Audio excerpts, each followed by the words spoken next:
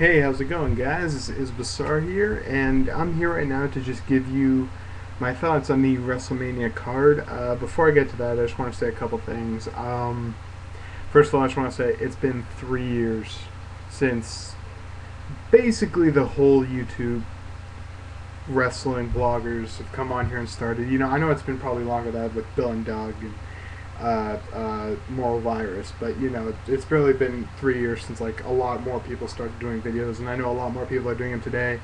Much respects to everyone, whether you love WWE, TNA, Ring of Honor, the other independents, Puro, Lucha Libre, whatever. We all love wrestling, and that's the point of doing this. So much respects to everyone who's doing videos. Whether I've hated you in the past, loved you in the past, there's a lot of great people on here, and it's just great to see a lot more people love wrestling than when we first came on here and we saw only a couple people doing these video blogs. So that's cool to see. Another thing, I just read something. It was just a small thing. Apparently WWE is in negotiation with Bill Goldberg again. I don't think this is a good idea. He didn't do anything the first time around. They say it might be more of a Legends contract.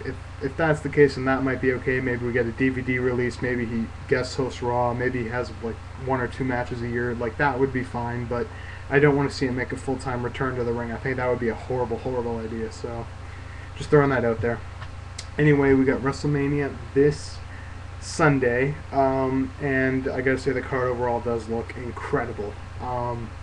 However, a lot of people, including myself, said this about last year's WrestleMania, and although I did think it was a great show, and I know a lot of people did not. So, but I think that this one will definitely top that one. It's got a hell of a card lined up, and let's just go through the matches quickly.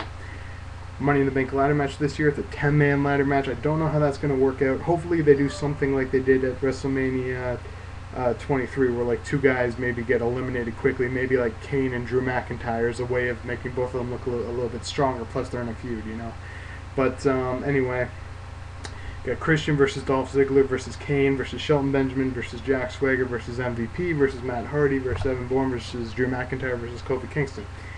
I think that this will be a great match. I do. Money in the Bank is always a great way to open Mania, and it's always a nice little spot fest kind of thing. And they got a lot of great performance in this match. Who I would want to win, I would want either Christian or Matt Hardy. I know Matt Hardy's a big long shot, but he definitely deserves it more than anyone else in this match, maybe even more than Christian. But if I were putting money on anyone, I would say Christian or Drew McIntyre. So if Christian wins, I will mark out like crazy. If Drew wins, I'll see it good for storyline purposes, but he's already Intercontinental Champion, so I don't really think he needs it. But I'm expecting a great match overall, and in the end, that's all that counts. So, well, for the show anyway, that's all that counts for the show. Then second match on the show will probably be Big Show and The Miz, or Show Miz versus John Morrison and R-Truth. I think that this will be a good tag team match. I don't see Morrison and Truth going over since they both won their matches against Big Show and The Miz this week. And but I still see it being like a good match. I see them maybe getting like 8 minutes on the show. I don't see it any longer than that. Hopefully this is on the show this year, since last year they put the tag team match to the pre-show, and it was one of the best matches of the night. So I don't think this will be one of the best matches of the night, but I still do think it'll be a very good match. So hopefully it's on the show, and like I said, I think it'll be something good. Up next is Rey Mysterio versus CM Punk. Let me just say, thank God they did not make this a street fight. These guys do not need a street fight stipulation. They had a great match on SmackDown a few weeks ago, back in February, and I think they're going to have another great match here. And the stipulation is if Rey loses, he joins the Straight Edge Society. So I see Rey going over here, but I see these guys having another damn really good, great match. So I'm predicting like 3.5, 4-star area. So yeah, I think it'd be something great. Sorry. Then up next will probably be Randy Orton versus Cody Rhodes versus Ted DiBiase. Let me just say, worst build-up of all the matches on here, easily. They fucked up this build-up so much. Like, it started off amazing at the Royal Rumble. It did, but as it progressed and these guys started facing each other every week, it was kind of like what they did with Orton and Kofi last year, right before their match at TLC. They had 2 matches on Raw, so that took all the momentum out of their match from TLC, and that's exactly what happened with these guys. So, I think it'll be maybe a good match, maybe not anything great.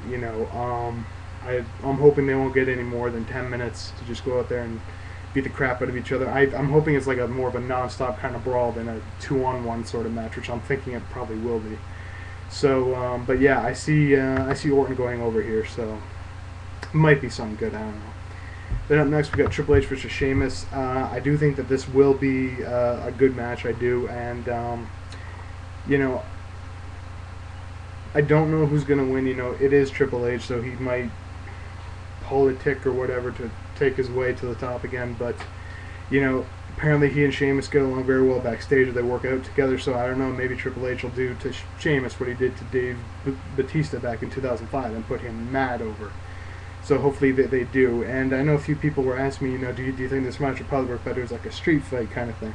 I do, but the Extreme Rules pay-per-view is next month, so they're probably going to have a rematch there, and that'll probably be like the street fight or the cage match or something. So, but I see this as being a good match. Just hopefully they don't drag it out. Like hopefully it's 10 to 15 minutes in between there. Hopefully it's not like a 20-25 minute match, because then they would drag it out a lot. So anyway, next match on the show is the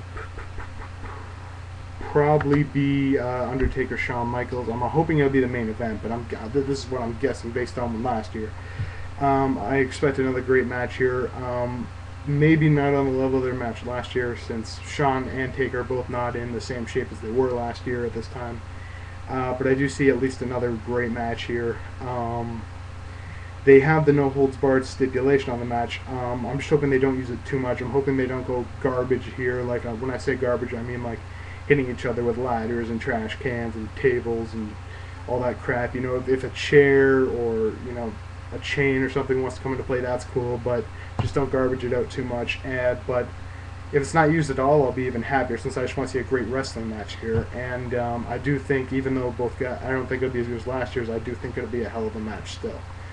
And if it's, I don't think it'll be Shawn's last match, since, spoiler here, skip ahead for another few seconds if you don't want to hear it, but apparently Shawn Michaels is booked to take the summer off, and I think Undertaker is too.